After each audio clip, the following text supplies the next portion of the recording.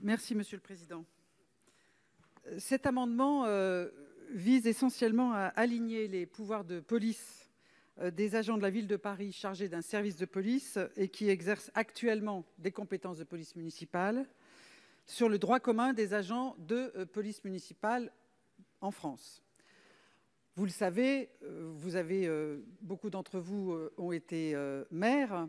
Et donc, vous le savez, la plupart des communes sont dotées d'une police municipale, mais le statut spécifique de Paris, son histoire, amène à ce que les pouvoirs de police soient essentiellement exercés par l'État, c'est-à-dire le préfet de police, mais en partie seulement par le maire de Paris.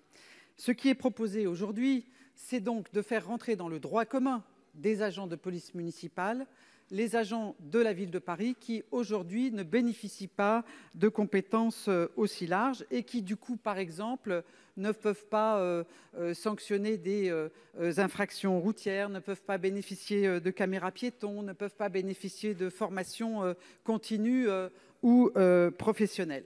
Donc, vous le voyez, c'est une normalisation qui est proposée ici.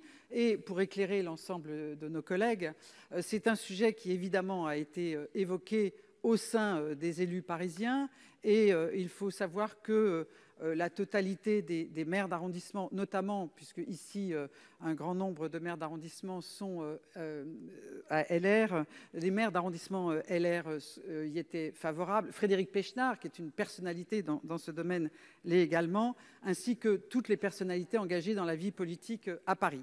Vous le savez, les chiffres sont sortis hier. La délinquance à Paris a cru en un an. On s'en doute, puisque, évidemment, la mobilisation formidable des forces de l'ordre, à la fois sur le terrorisme, mais aussi sur la question des manifestations qui se sont égrenées semaine après semaine depuis le mois de décembre, ont mobilisé les forces de l'ordre. La délinquance a cru entre 8 et 9% depuis un an. Et donc, il s'agit de travailler en complémentarité avec les agents de l'État, de manière à ce que tout ce que nous appelons désormais, de manière assez classique, les incivilités, et qui sont pourtant très préoccupantes pour les habitants, puissent être prises en compte. Voilà l'objet